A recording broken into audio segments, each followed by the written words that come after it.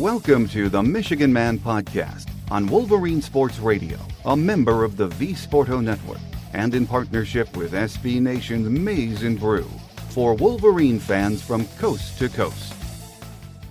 Go Blue and welcome to the show. I'm your host, Mike Fitzpatrick. Joining us today will be recruiting writer EJ Holland from the Wolverine Magazine with the latest news on the class of 2023. The spring sports scene is winding down, and other than football recruiting news, things should be quiet until we get into July. That's when the preseason magazines hit the stands and Big Ten Media Days takes place. After that, the anticipation will build daily as we anxiously await the start of another season. Summer is also the most important period for Jim Harbaugh and his staff. There will be some huge recruiting visit weekends in June, and of course, barbecue in the Big House will be back. My guest today says the class of 2023 got off to a slower than expected start, and we all know why. Staff changes and Jim Harbaugh flirting with the NFL had a negative impact on this class. We can still make up for lost time, though. Under Jim, summer is when Michigan has done their best work on the recruiting trail. Joining us next with his thoughts is recruiting writer EJ Holland from the Wolverine Magazine. So stay with us.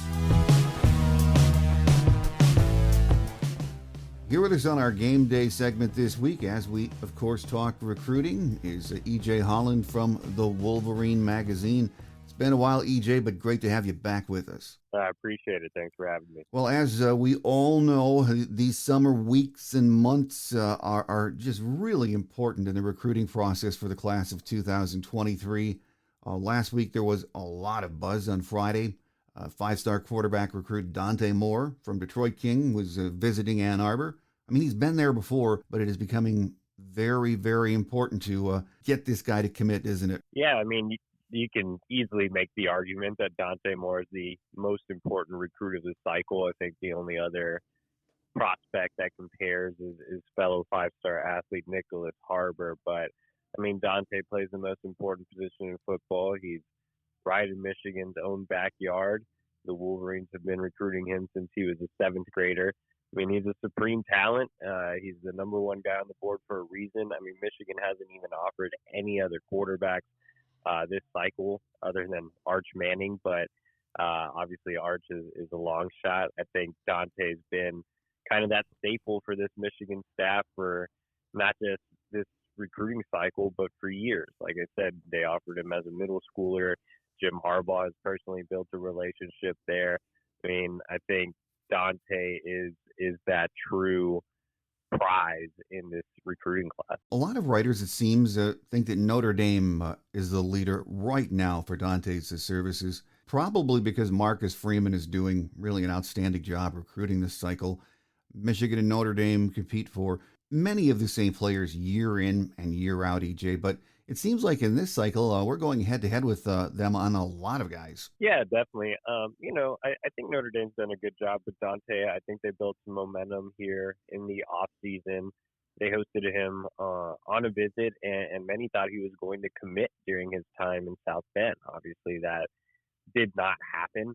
I think Dante is a very calculated kid in the sense that he has an entire checklist, and he wants a school to check all those boxes. And I think Notre Dame has checked a lot of boxes for him, but they haven't checked every box for him. And that's left the opportunity open for other schools. LSU has made a run. He has a pre-existing relationship with Brian Kelly, who is obviously the head coach at Notre Dame. Miami is a school that he's visited and has a relationship with former Michigan offensive coordinator Josh Gaddis. Oregon made a big impression on him on his official visit out there. He's scheduled to visit Texas A&M next month. So there's a lot of contenders that are out of region as well. I would say that Notre Dame's the biggest contender in region in regards to who Michigan is facing off against. But at the end of the day, Michigan's been a constant in this recruitment. Like I said, they offered him as a middle schooler. He has visited on several occasions back to back to back this off season. So he hasn't stopped visiting. And just as a normal kid, he's been on campus more than 100 times. So when he was younger, he used to do an academic program up at Michigan, and he would stay there for weeks at a time. So he's very, very familiar with the program. He's very familiar with the school. Dante's also a 4.0 GPA kid, so he values the education. Like I said, he would go to academic camp at Michigan. So there's a lot that Dante likes about Michigan as well. I think Michigan, much like Notre Dame, has checked a lot of his boxes, but not every box. It's almost like it's become the school that's a little bit more of a boring option because it's been around for so long. And I think he's continued to visit all these other schools. But much like a guy like Donovan Edwards, I think that at the end of the day, Dante could circle back and say, hey, Michigan is home. It checks more boxes than all these other schools. If you remember, Donovan Edwards took his recruitment all the way up until the early signing period, made his decision on basically the last day possible. He flirted with Ohio State.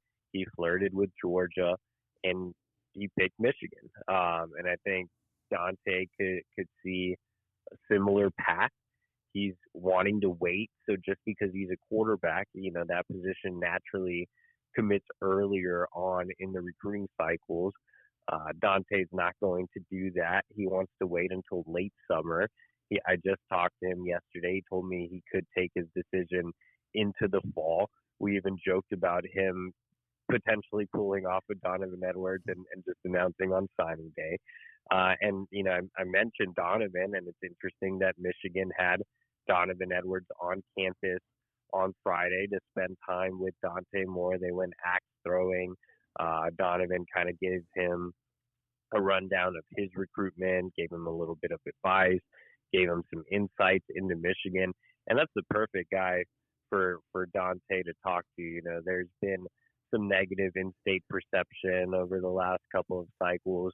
But at the end of the day, I think Michigan's landed the most talented guy in the state of Michigan in back-to-back classes in Donovan Edwards and Will Johnson. And I think their opinions outweigh anybody else's.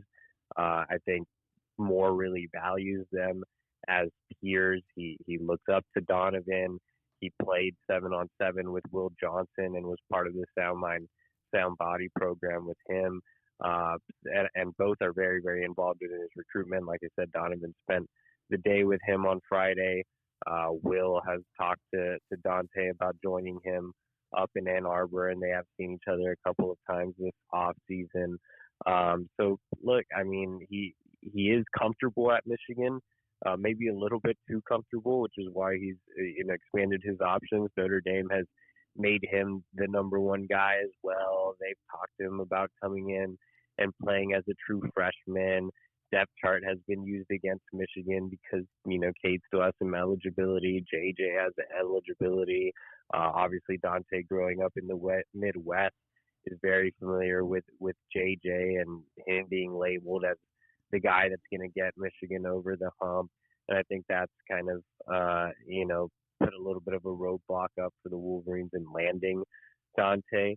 But overall, I feel like there's no reason that Michigan can't close with Dante. The longer this recruitment goes, I think the better for Michigan and the worse for Notre Dame. And I think Dante just also feels a little more comfortable with the environment in Ann Arbor as opposed to South Bend.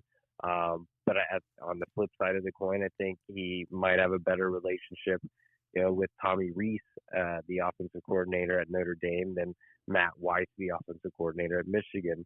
But I know that Matt Weiss has been putting in work to continue to build that relationship with Dante. This visit did not feature Jim Harbaugh, who is out on his humanitarian efforts. This visit was mostly about getting Dante more comfortable with Weiss, which is going to be big in that recruitment. But overall, I think it's going to come down to Dante realizing, if Michigan checks those final boxes, and for Jim Harbaugh to close the deal. I think ultimately Jim is the X factor. As quirky as he can be, he's the guy that can personally relate to Dante. He's the guy that played quarterback in the NFL. He's the guy that's coached, some great players at the position. And I think he has that connection with Dante. He's the one that personally offered him as a seventh grader. So overall, I think it's going to come down to Harbaugh closing and making him feel comfortable with where he stands at Michigan. I know Dante was a little concerned with Harbaugh's flirtations with the NFL this offseason. I also think that's been a negative against Michigan. But I think Harbaugh's always at his best in the summer when he gets guys back on visits and takes them to his house and does, the whole 9 yards. I think Dante is going to be back on campus here soon. Like I said, he's visited multiple times this offseason. I think he'll make several visits throughout the summer. He only lives 30 minutes away. But yeah, I feel like, yes, Notre Dame did build some momentum early on, but they weren't able to close. So, as long as this keeps going, I think Michigan's always going to be a factor and may pull out a similar result like they did with Donovan Edwards. Well, we will certainly keep an eye on this. It's going to be a nail biter right into the fall, it sounds like. As far as other recruits over the weekend, any names of note in town with Dante? There were a couple underclassmen. Davi Belfort, a 2025 quarterback, ended up picking up an offer from Michigan. This is a kid that I actually saw at a 7-on-7 tournament in Jacksonville last year, and he really impressed me. I tweeted about him, and he's on the rise as one of the best signal callers in 2025. We're so focused on Dante right now as a 2023, 2025 seems so far away, but it'll be here before you know it. But, the interesting thing with having Belfort on campus is just that Michigan's making plans for those future classes. With Dante, he's the guy in 2023. It's obviously not the same in 2024 and even 2025. Michigan has several offers out in 2024, including CJ Carr, who's obviously a legacy, Michael Van Buren, who's an on 300 prospect out of Baltimore St. Francis, which has been very, very kind to Michigan on the recruiting trail. Julian Sayin, the top 100 quarterback recruit from California who recently visited. So several options in 2024, several options in 2025 with Belfort visiting, Michigan going after Ryan Montgomery, who's a highly touted prospect in Ohio, Stone Saunders, who's a top prospect out in Pennsylvania, who Matt Weiss has a personal connection to. So several quarterbacks, on the radar, and arguably, or what could be the biggest talent in the state of Michigan, Bryce Underwood, who's the quarterback at Belleville, won a state championship as a true freshman, may end up being better than CJ Carr and Dante Moore. So a lot of talent in the future at the quarterback position. But as it stands right now, Dante's the guy in 2023. But I think Michigan fans should be excited about the talent Michigan is recruiting in the next couple of cycles under center. Well, EJ, let's take a look, sort of a refresher for our listeners at some of the verbal commits that we have so far in this cycle and get your thoughts on them. And let's start with Raylen Wilson. We hear an awful lot about this kid, 4-star linebacker from Tallahassee, Florida. And I guess, the question I always get from listeners is, can we hold on to him? Yeah, that's the thing with Raylen Wilson. He's a tremendous talent. I had a chance to see him earlier this offseason, actually in January. I flew out to Orlando for a 7-on-7 tournament, and it was cool to see him in that type of setting because 7-on-7 is not really a setting where linebackers excel. A lot of linebackers play 7-on-7 and they try to sharpen up their skills, as we all know. Being able to play in space and cover ground sideline to sideline will make you a lot of money. And Raylen Wilson in that setting was as impressive as anyone there. The state of Florida has crazy football talent. Everybody knows it's a hotbed. And in a tournament that was filled with so many high-level skill position players, Raylen Wilson as a linebacker was a huge standout, and if not the best performer there, definitely one of the top three. This is a kid who is a little undersized from a height standpoint, at about 6 foot, 6'1". I don't really care about height as an inside linebacker. This guy can cover a ton of ground. Like I said, if you can play in space, you can make a lot of money. Raylen's a perfect fit for the Michigan defense, which really requires its linebackers to get sideline to sideline, to play with a lot of speed and space, to be able to cover multiple positions. Raylen Wilson can do all of that. And on top of that, while he's not, while he's only 6 foot, pushing 6'1", he's really thick. He's filling out. I think he's already pushing up to 220. Just a really strong build in both his upper and lower halves. And when you look at it, I saw him in 7-on-7, but when you turn on the film, I mean, he's a guy that loves to smack people. He's extremely physical. He's a headhunter. I love Raylen Wilson. I think he's the best guy in the class. I don't think it's very close at all. But at the same time, he is an SEC level player. He's an SEC type of linebacker. That's why Georgia's continuing to recruit him. That's why Florida's continuing to recruit him. Both schools hosted him for unofficial visits this offseason. Both schools expected or already scheduled to get official visits this summer. It's going to be tough to keep him. I mean, when the national champs are making you a top priority, that's tough to pass up. Florida obviously being the home state school, Gainesville being pretty close to Tallahassee. That's a factor. The new staff there has been making him a top priority. Both schools are doing really well in terms of NIL. I think it's going to be really, really tough to hold on to Raylen Wilson. At the same time, George Hilo, Michigan's linebackers coach, has strong connections throughout North Florida. He's a big reason that Michigan won over Wilson in the first place. Jim Harbaugh has been involved in that recruitment. New defensive coordinator Jesse Minter just joined Hilo on a trip to Tallahassee to see Wilson last week. So can Michigan keep Wilson? Yes. Will they keep Wilson? I don't know if we can answer that right now. I think it's more likely he leaves the class and stays in the class. But you never know. Again, Michigan's always at its best in the summer. He's scheduled to make it in for Victor's weekend on June 17th, and that visit will obviously be huge in determining what happens in that particular recruitment. Well, another kid we have a verbal from is 3-star defensive lineman from Loyola Academy in Wilmette, Illinois. Brooks Barr, what do you like about this kid? Yeah, I really like Brooks Barr, and I feel like a lot of people are really undervaluing Brooks. He's not very highly touted across the recruiting networks, but not a lot of people have seen Brooks. It's a little, me living here in Chicago, it's a little disappointing, how little exposure kids in the Windy City get. Not a lot of the national guys come out here, which is disappointing. But there's a lot of talent here in Chicago, in Chicagoland. And Brooks Barr, I think it could end up being one of the steals of the class. So he's a legit 6'6", and he's already up at 275 pounds. His potential is through the roof. I mean, this is a kid that's added 35 pounds in just the last year. So he's getting really comfortable with his body. Right now, he's still a little slow-footed, still needs to work on his get-off, but he has really good length for a 3 technique. He's a strong kid. He's disciplined. He's very hard worker. He has great technique. He gets to learn from one of the best coaches in Chicagoland, John Holishak, who played for the Buffalo Bills. So I think there's a lot to like about Brooks Barr. And if there's one thing that Mike Elston, Michigan's new defensive line coach, is known for, is being able to evaluate. He evaluated Barr at Notre Dame. He offered him almost as soon as he got to Michigan. I have liked a lot of Elston's evaluations since he arrived in Ann Arbor, which is, no surprise given his track record. And I think he did a great job here with Barr, and I trust in Elston, and, I trust my eyes from going out and having seen Barr twice already.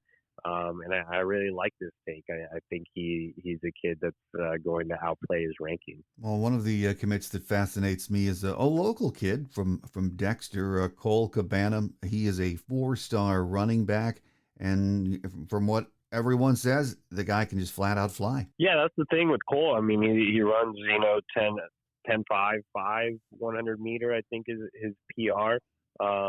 He's a guy that can absolutely fly.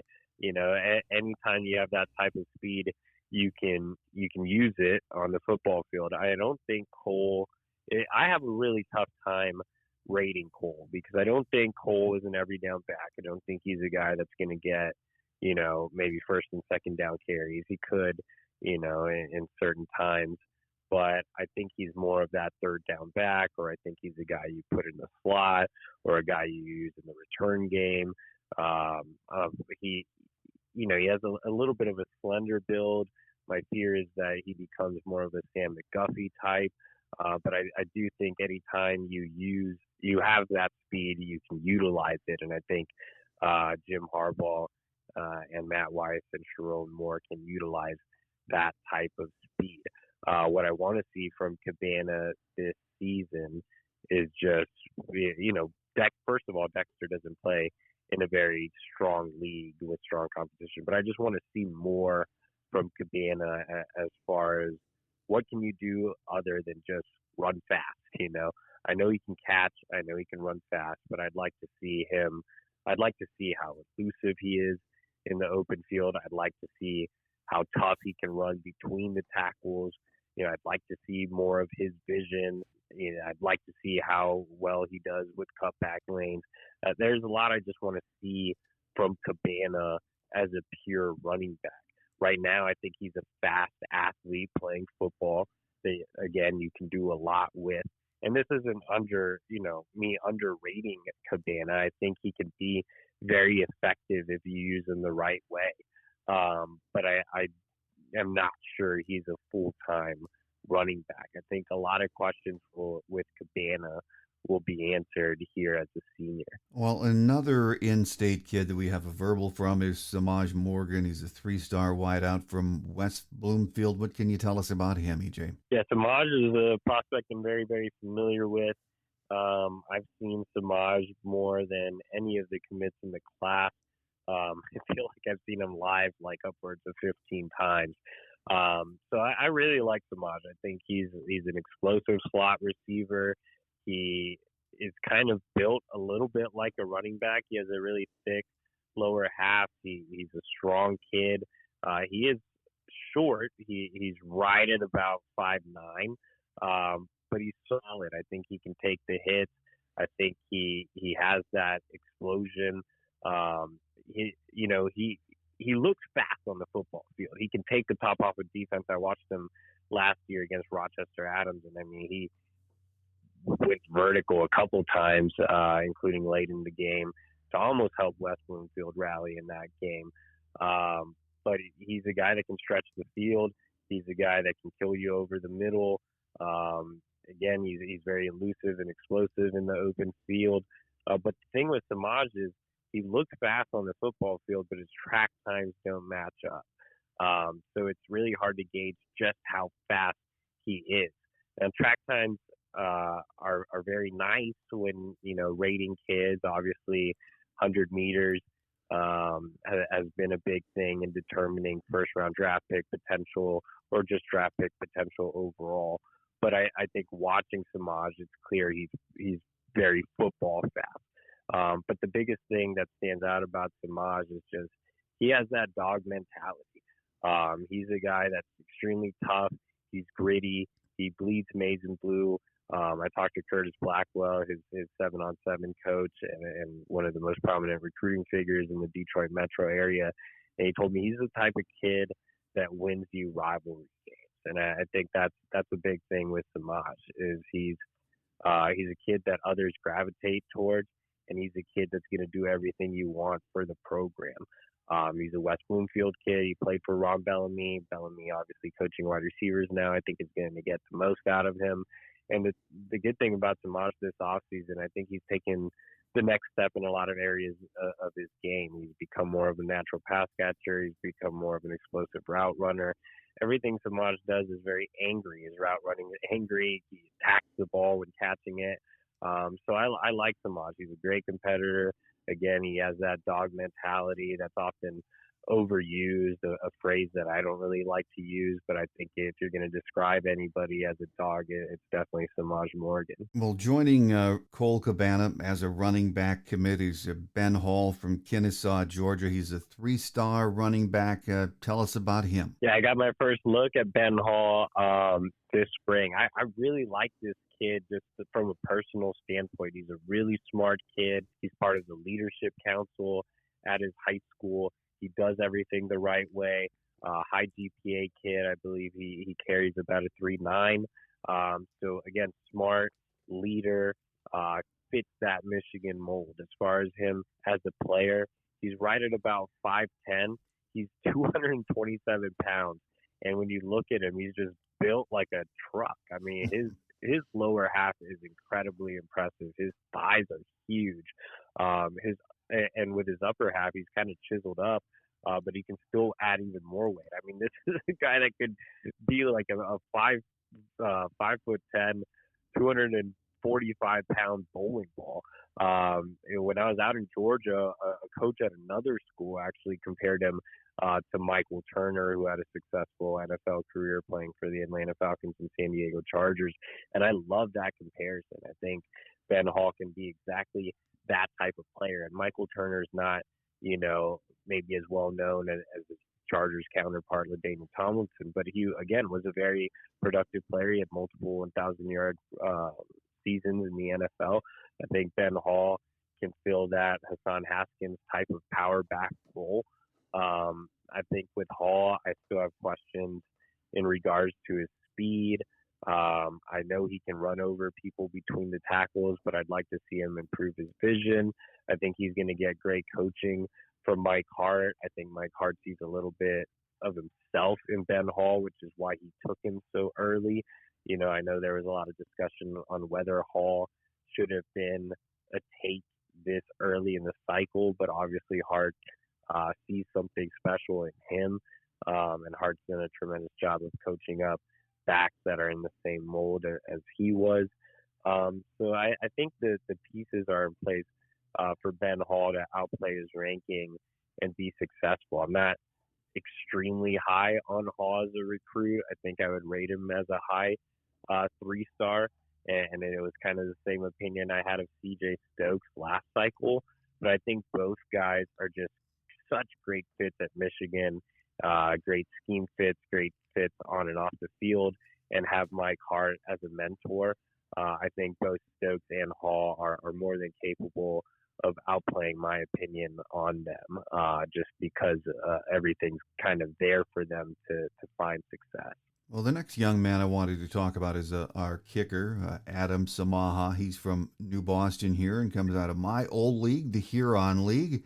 And not too many kids make it to not only Michigan, but the Big Ten out of the Huron League. So, the kickers, as we all know, very, very hard to really know how good they are. But have you seen much of him? Yeah, I had a chance to go out and meet with Adam. First of all, he's a great kid. But secondly, he's a really good athlete.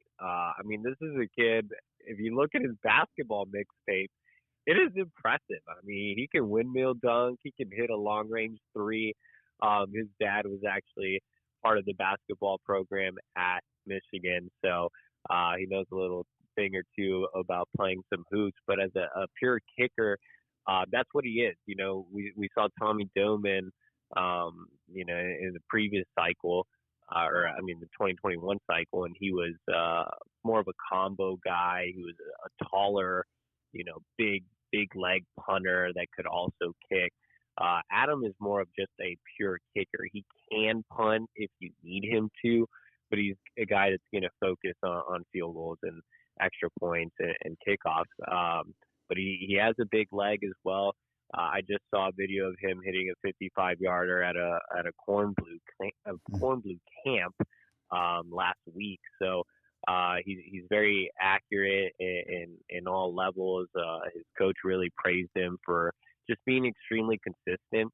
And obviously a big thing with being a kicker is just being able to handle pressure. Adam really lives for it. And like I said, he's just a really good kid. He's an underrated athlete. I think he's going to be a great fit as a kicker. I think Doman's going to be a great fit as a punter. And Michigan really, really values special teams. They're going to go after the best of the best in the country. It just so happens that both Doman and Samaha were right in Michigan's backyard. But Jay Harbaugh does, I can't say this enough, Jay Harbaugh does an incredible job coaching special teams and recruiting special teamers. And I think he's going to get a lot out of Samaha. Well, we just talked about two of the running backs. We have a commit from so far Cole Cabana and Ben Hall. How many do you think we might actually take in this cycle, and who are some of the other names we are in on, EJ? Yeah, when you have two running backs committed, it's really tough to sell a third, right? Mm-hmm. So I mean, I'm not sure that I see Michigan adding a third running back. I was about to say defensive back because one guy they are continuing to recruit is Jeremiah Love. He's a top 150 running back out of St. Louis, Missouri. The staff absolutely loves him. He's a speedster. He clocked a verified 4.3 at an Under Armour camp. But recently, Steve Klinkscale has been recruiting him as a defensive back. He's making him a top priority as a corner. But at the same time, Love is a great athlete, and I wouldn't be surprised if Love turns out to be a better running back than both Cabana and Hall. So I think you definitely go after a guy like Love that provides position flexibility that you really like as a corner, but that can also play running back. Some other guys to know that Michigan is still somewhat recruiting. Caleb Jackson out of Baton Rouge, Louisiana. He's another power back type, about 5'10", 205 pounds. Michigan's still in talks with him here and there. London Montgomery is a more recent offer. He's a consensus 4-star out of Scranton, Pennsylvania.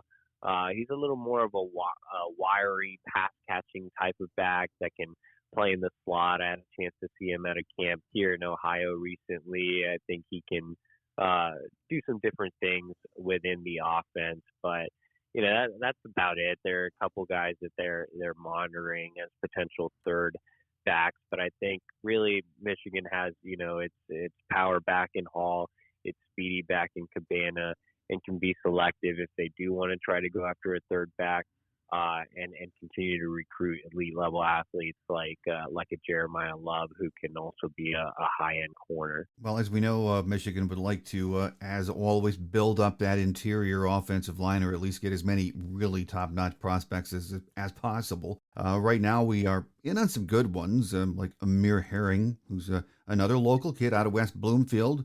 You have a 4-star Sam Pendleton out of North Carolina. I think Notre Dame's in on him too, but who else have we offered that we really have made inroads with, EJ? Well, there are a lot of tackles this cycle that Michigan is in on as far as interior offensive linemen. You mentioned Amir Herring. Herring's an interesting one. First of all, I really like Amir Herring. I think personally as a kid, he's terrific. He's a high GPA kid, another 3.8, 3.9 kid. That aspires to be a medical doctor one day. He loves the Michigan program. I think he would be, much like Samir Morgan, a building block for winning rivalry games and just a big help in the locker room. As a football player, I really like him as well. I mean, he's aggressive. He likes to put people in the dirt. He's technically sound. He's a guy that I think has kind of reached his limit on what he's going to be. I don't think there's much of a ceiling there, which is why some schools aren't as high on him. But I don't think you can find a guy with a much higher floor than Amir Herring. Michigan has been hot and cold on Herring. It'll be interesting to see if they make him a priority again, if they continue to recruit others. But if I were Michigan, I would definitely take Herring. He recently visited.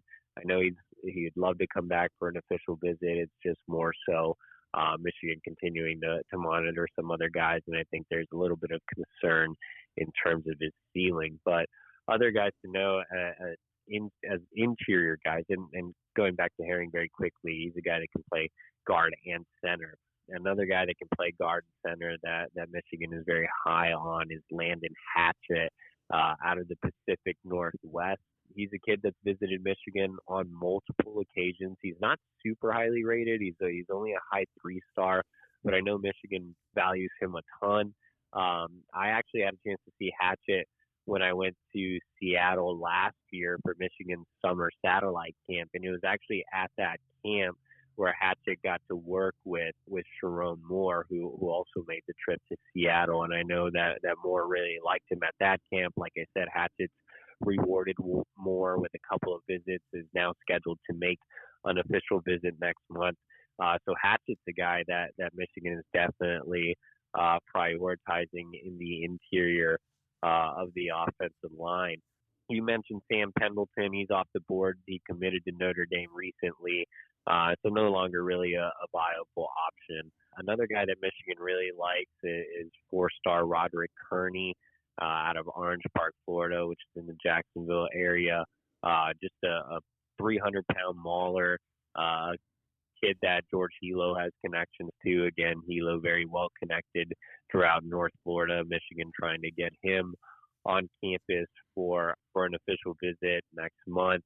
A guy that I think is a tackle guard tweener, Trevor Locke out of Indianapolis, is a guy that's kind of rising back up the board a little bit. He's a guy that Michigan could get on campus for an official visit this summer. A guy that's a very high priority is Paul Mubenga out of Beaufort, Georgia.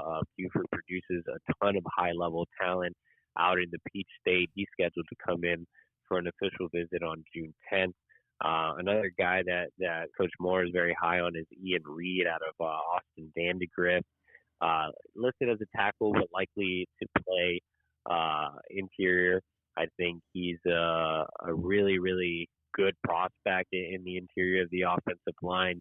Vandegrift's a really good program down in Central Texas. I think there's some work to do. Some other schools appear to be higher than Michigan at this time, including in-state program Texas. But Michigan trying to get his final official visit and recently made his top schools list. So that's kind of a rundown of the interior of the offensive line. Okay, well, as far as offensive tackles go, the ones we've heard the most about are guys like Caden Proctor, and he's a 5-star from Des Moines. Caden Green from Lee Summit, Missouri.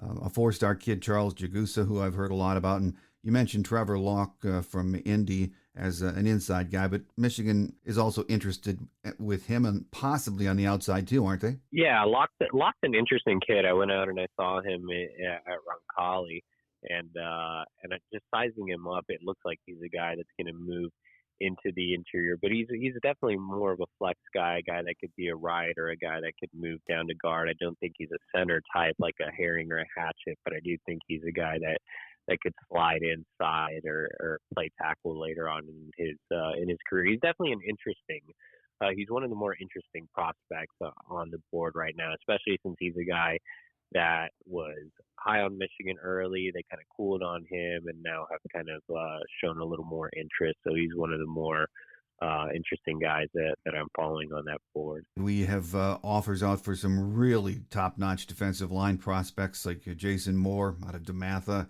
John Walker from Florida, a local kid, Jalen Thompson from Cass Tech, just to mention a few. So how are we doing with those kids, and what other defensive lineman prospects are we focused on? Yeah, there's a lot of defensive line prospects, and that's not including edge guys. We're, just talking, 3 techs and noses. I mean, there's several options. I think the list starts with Jason Moore, like you said, top 100 prospect out of DeMatha in the DMV.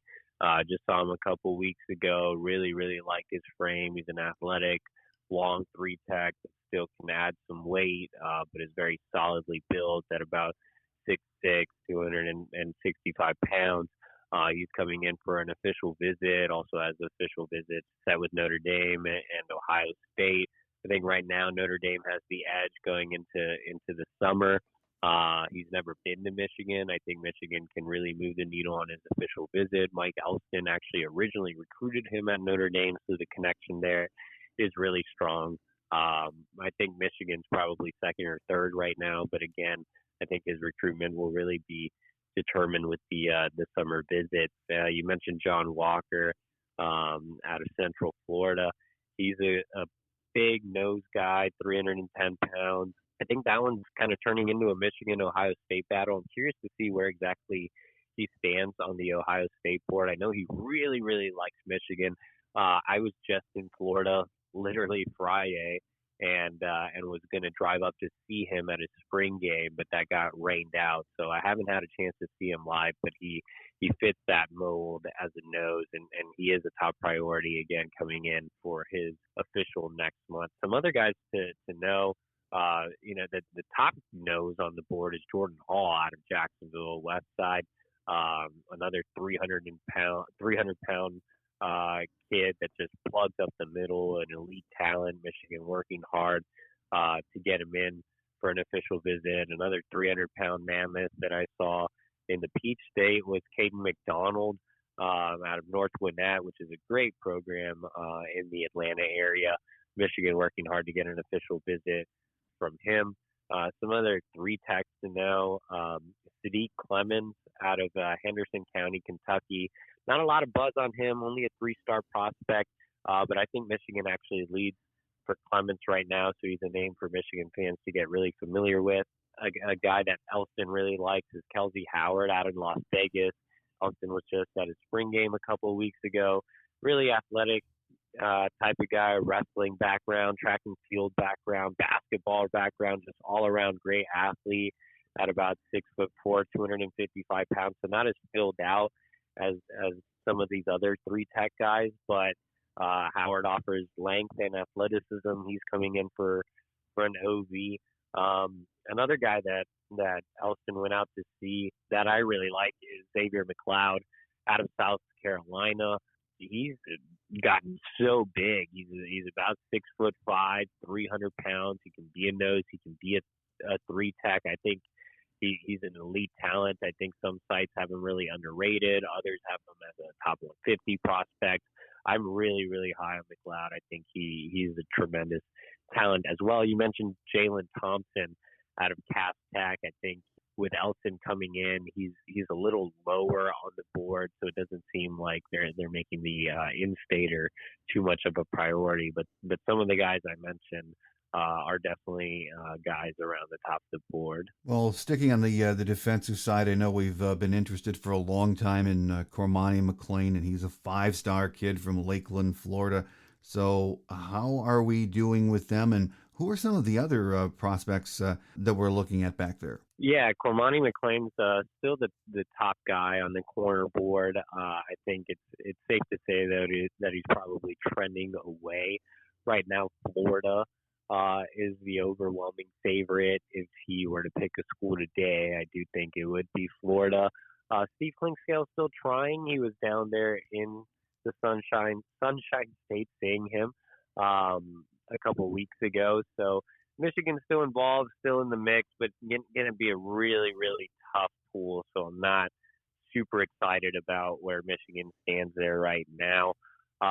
Another elite talent that Michigan's recruiting at corner is Malik Muhammad out of South Oak Cliff down in Dallas. I really like Muhammad. I think he's a ball hawk. I think he's a guy that's the lead at the position. I think he's right behind Cormani McClain as a high-level guy. And the same thing goes for fellow Dallas area native Javion Taviano out of Arlington Martin. I think those two guys are very high on Michigan's board, but again, will be tough pools from the Lone Star State. So going down on the board a little bit and looking at maybe some more realistic targets on the corner board, a guy I love, had a chance to see at his track meet last week is Jair Hill here in Illinois. I love Hill. He's a bigger corner at about 6'2", 170 pounds. Just ran a 10.79 100 meter, I believe. So he's long, he's tall, he's fast. Had a chance to see him in game last season as well. He was super impressive playing wildcat quarterback, wide receiver, kick returner, corner, safety. Michigan originally offered him as a safety, but now has him on the corner board. I think right now it's more of a Michigan-Illinois battle, and I know that's kind of weird to hear, but Illinois not too far from him. His mom really is a big fan of the new coaching staff for the Illini. Michigan getting in Hill for an official visit next month. They're really going to have to impress the mom to win him over, but I think so far Clinkscale and Ron Bellamy have done a really good job of recruiting Hill. Another guy that's very high on the corner board is Chris Peel out of North Carolina at Providence Day School in Charlotte. Michigan has some staff connections there. Peel never does interviews. He's kind of a hidden ghost out in North Carolina, but I know Michigan feels optimistic about getting him in for an official visit, and they really, really like him. They also love Daniel Harris out of Miami Gulliver Prep, which is the same high school as top 100 wide receiver target Jaylen Brown. Harris, a tall corner at 6'2", 175 pounds. Looking to make an official visit to Michigan soon, has the Wolverines in his top group. Will be another tough pool from the state of Florida, but Clinkscale really, really likes him. He was out at his spring game on Thursday.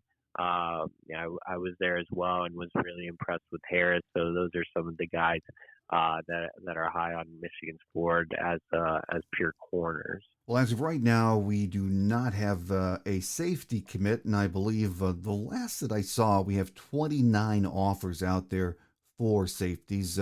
Any that you know that may be leaning Michigan's way or that we're gaining ground with? Yeah, so Michigan's approach with safety recruiting has been a little different with the staff shakeup. So they're looking to take 2 corners, 1 nickel, and 1 safety. So the top nickel target is actually Aaron Gates, who's a 4-star defensive back out of Sharpsburg, Georgia.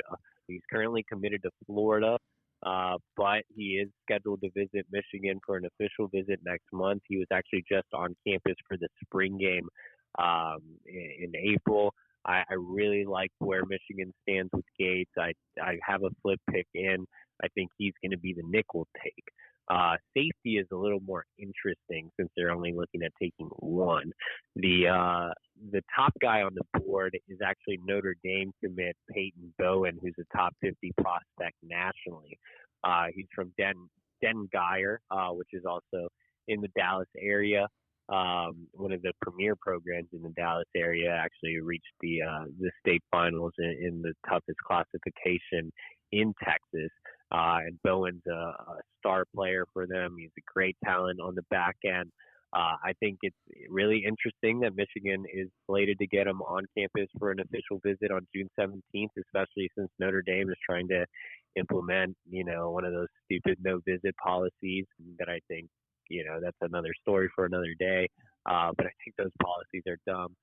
But I think that Michigan getting him in, despite Notre Dame trying to put in those policies, is obviously some real positive movement. Clinkscale has been putting in a ton of work with Bowen, so he's definitely one to watch. Some other safeties that they're kind of in on, Makari Vickers out of Tallahassee just listed Michigan in his top schools list. Wolverine's trying to get him on campus for an official visit next month. Clinkscale, while he was making his tour around the Sunshine State, stopped by Venice to check in on Alabama commit Elliot Washington, who's wavering from the Crimson Tide. So he's definitely another one to watch that Clinkscale's interested in. There are a couple guys that are a little lower on the board that Michigan has a good chance with. TJ Metcalf out of Alabama visited earlier this offseason. And is a guy that is interested in returning for an official visit. I don't think one is scheduled just yet because he's kind of in that next tier. And the same goes for Robert Billings out of Milton in Alpharetta, Georgia. Billings is originally from Muskegon, so he has connections to the state of Michigan. He grew up a Michigan fan. He would love to take a Michigan official visit this summer. But again, a guy that's kind of in that next tier. So those are some of the safety targets. Another guy that came to mind is Dalton Brooks out of Shiner, Texas. He's high on the board. He's looking to make an official visit to Michigan this summer, kind of more in that long shot category. Jim likes a lot of the athletes, or guys that fall under the athlete category, I should say. And you mentioned one of those names at the top of the show. It's Nichols Harbor. He's out of Archbishop Carroll in D.C. As you said, he's a 5-star. How are we doing with him? And are there some other guys that fall under the athlete category we're big on? Yeah, definitely. Nicholas Harbor is an absolute freak show, man. I love Nick. I've had a chance to go out and meet with him twice out in Washington, D.C. Not only a tremendous player, but also a tremendous person. He's one of the best kids I've ever met on the recruiting trail. 4.0 GPA kid, aspirations to be an NFL player, an Olympic sprinter. I mean, he's 6'5", 235 pounds, but he runs a 10.28, which is absolutely insane. And then he's also a kid that wants to be in the medical field as well. So he is kind of the total package. He's a guy that can be an elite edge rusher, but he also has talked to the coaching staff about protecting his body since he does have those Olympic aspirations and maybe playing on the offensive side of the ball as a wide receiver or as a tight end. I think you take Harbor at whatever he wants to play. In my opinion, Nicholas Harbor is the number one overall prospect in the country. You can talk to me all day long about Arch Manning, but I will take Nicholas Harbor over anybody. I mean, it is absolutely rare to see a 6'5", 235-pounder run a 10.28, and then you turn on the film, and I mean, he's absolutely killing kids. So, I mean, he's not just an athlete playing football. He's a football player who also happens to be a supreme athlete and a supreme student as well. His mom works at a hospital. His dad works for NASA. I mean, just terrific background all around. As you know, as far as where Michigan stands, I think Michigan's in a great spot. I think Michigan leads right now. I think Michigan leads for his teammate on 300 edge rusher, Joseph McCoy. So I think that connection will help as well. Harbor wants to take his time right now. He's focused more on track. I believe he has nationals coming up in Oregon in June. So he's not really looking to make official visits this summer. He wants to make them in the fall. He told me the two schools that will for sure receive official visits are Michigan and LSU. I know home state Maryland is making him a top priority. Penn State, where his sister attended school, is another program he's very high on. Georgia starting to make a bit of a run there with him, so that's one to watch, obviously. I, again, really like where Michigan stands right now. I do expect him to make a fall official visit. I wouldn't be surprised if he makes it in at some point this summer on an unofficial visit. He's already been to campus. He was at a game in the fall. But he loves the coaching staff. He loves what the program can offer on and off the field. His mom has a ton of family in the Detroit metro area, so he's called Michigan a second home.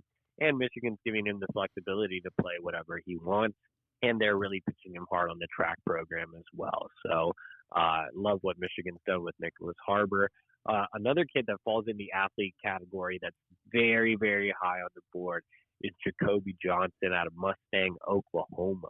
And, you know, last time Michigan landed a kid out of Oklahoma, it worked out pretty well in Jackson Hill. So they're hoping Jacoby Johnson is that next guy. This guy is an absolute freak. He's about 6'3", 185 pounds. I mean, he can play wide receiver. He can play safety. He can play corner. Right now, so originally Ron Bellamy went out to see him, and then Clink Scale went out to see him, and then Jesse Minter went out to see him. So now I think that Michigan is leaning towards him playing on the defensive side of the ball, maybe being I talked about Michigan taking two corners, one nickel and one safety. I think they would take Jacoby Johnson either as that safety or as just an athlete, as an added player in the secondary. I mean, they would make room for Johnson and slot him in as just a pure athlete. But he's a guy that can play any position. The interesting thing about Johnson is he was originally a high-level basketball recruit, so he actually had several Division I offers as a basketball player. He recently decided that he wanted to focus in on football. So Michigan has made him a number one priority, and they've done a fantastic job of recruiting him. And he's scheduled to come in for an official visit on June 17th for Victor's weekend. But he's a guy that's kind of a flex that can play a little bit of everything. And I really like where Michigan stands. He's a high academic kid. He's willing to lead the state of Oklahoma. He's very, very high on both Michigan and Stanford. I think it's a winnable recruitment. But he's definitely one that would fall under the athlete category. And another kid that I was really impressed with that falls under that athlete category is Jackson Howard out of Minneapolis. So I actually flew to Minneapolis and back the same day this weekend and had a chance to meet with Howard. Is a really impressive build at about 6'4", 245 pounds.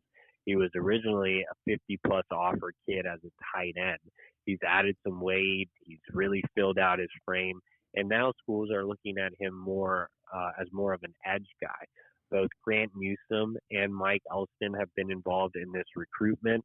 Mike Elston was out in Minneapolis a couple of weeks ago to see him. Howard is scheduled to come in for an official visit on June 17th as well. He has Michigan in his Final Four along with Miami, Minnesota, and LSU. I think Michigan has as good of a shot as any of those schools to land Howard. I think he's a guy that can definitely play tight end. Grant Newsome still loves him, but I think his biggest upside is on the defensive side of the ball as an edge. But those three are definitely high-level athletes that Michigan's in on. And last one I'll throw out there is Kenyon Sadiq. This is a kid that I really want to see. He's about 6'4", 220 pounds out of Idaho. Michigan obviously struck gold with Colston Loveland in Idaho last cycle. I always love seeing kids kind of in obscure states. So I'm excited to go and see Sadiq. Michigan recruiting him as more of a wide receiver right now. But, I mean, he's a kid that could play linebacker as well. Again, I'm really interested in seeing him live. Ron Bellamy made it a priority to see him during the first week of the evaluation period, and he's scheduled to come in for an official visit next month as well. I think Michigan is more than capable of landing an Idaho kid in back-to-back classes. Final question before we let you get away then, EJ. When I talk to listeners, they say, hey, they look at the class as it is right now with the verbals that we have and say, we came off a Big Ten championship and a playoff appearance, and a lot of that fan base expected more commits or thought they would start rolling in more quickly this year. It hasn't happened. I mean, it's a good class. I think it's top 15 right now. But as you said, Michigan does their best work in the summer, and if they get just some of these kids, this is easily a top 10 class then, isn't it? Yeah, I mean, again, Michigan does its best in the summer. I was expecting Michigan to roll just like the entire fan base, but obviously there is a chaotic offseason. It's tough anytime you lose both coordinators. Mike McDonald obviously going off to the NFL, Josh Gaddis going off to Miami. And then you just had a ton of shuffling around with the coaching staff. Ron Bellamy going back to receivers, Jay Harbaugh going to safeties, Grant Newsome going to tight ends. You bring in Mike Elston, who's a new defensive line coach. So the coordinators are the same on the offensive side of the ball, or not the same, but obviously, you have Matt Weiss and Sharon Moore as co-offensive coordinators who are already on staff. The defensive side of the ball, you have a new coordinator in Jesse Minter who comes over from Vanderbilt. So just a lot of different moving parts along the staff. And that's not even to mention the Jim Harbaugh storylines with the NFL and him almost taking the Minnesota Vikings job. So it was just a whirlwind of an off season coming off a Big Ten championship. I think the momentum was lost. The window to capitalize on a special season was just completely shattered with Harbaugh and his NFL talks and the staff movement and all of that. So I think Michigan's just getting that back. But Michigan's always done a great job in the summer. They've always done a great job on official visits. I think commitments are going to roll here in June. I think they're going to land several guys before the end of summer. And I think they'll be in it with those elite guys heading into December. And I think you'll see a strong close just like last cycle. I mean, at this point last year, we weren't talking about Darius Clemens. He had eliminated Michigan. We weren't talking about Derek Moore. He was committed to Oklahoma. We weren't talking about Keon Saab. He was committed to Clemson.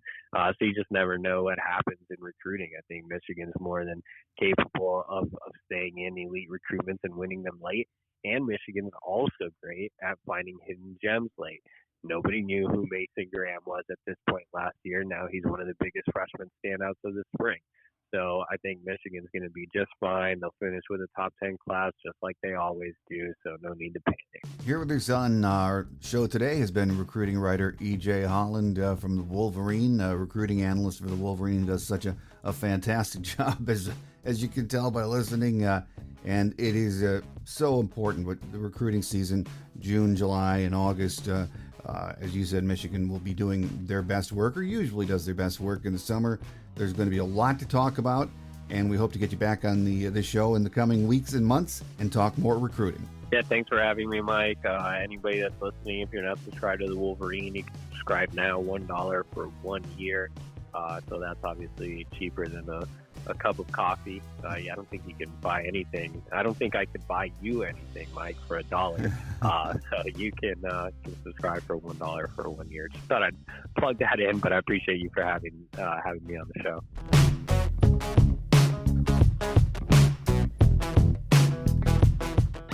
On Quick Hits today, number 24 ranked Michigan softball sacrificed an early lead and could never recover, falling to number 18 ranked and host UCF 9-4 in the NCAA Regional Championship game on Sunday afternoon at the UCF softball complex. The Knights, 49-12, took advantage of walks, drawing 3 straight with the bases loaded in the first and adding a bases-loaded hit batter in the third to build an early 5-run lead. The Wolverines chipped away, however, getting 2 in the bottom of the third and another in the fifth to pull within 1.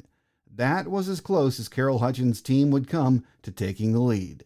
4 different Michigan pitchers saw time in the circle, but it was graduate student Megan Bobian who took the loss. Michigan ended another outstanding season with a record of 38 wins against 18 losses, so once again, congratulations to Coach Carol Hutchins and her team. Number 5 seed baseball will kick off the Big Ten Conference Tournament on Thursday with an opening round contest against number 4 seeded Illinois. Michigan's game against Illinois was originally scheduled for Wednesday at 9 p.m. Central Time, but was rescheduled to Thursday due to forecasted weather in the area on Wednesday. Should the Wolverines defeat the Illini, they will advance to play the winner of Maryland, Indiana on Friday at 1 p.m. Central Time. However, if Michigan falls into the losers bracket, the Wolverines will face the loser of Maryland, Indiana on Thursday evening at 9 p.m. Central Time. That will do it for another show. We're on our summer schedule right now, so that means 2 shows a month until August, when we resume weekly programming in advance of football season. So our next scheduled program will drop on Wednesday, June 16th, and I hope you'll join us for that. I'm your host, Mike Fitzpatrick. Have a great Wolverine week, everyone. Until we meet again, take care, and as always, go blue. Thanks for joining us today on The Michigan Man, here on Wolverine Sports Radio, a member of the V Sporto Network, and in partnership with SB Nation's Maize and Brew. Our listener lines are open 24/7 for your calls at 313-263-4842. That's 313-263-4842. Or email us at themichiganmanpodcast@yahoo.com. That's themichiganmanpodcast@yahoo.com. The Michigan Man Podcast is produced at the studios of Robin Lynn Productions, Allen Park, Michigan, and is not affiliated with the University of Michigan. Go Blue!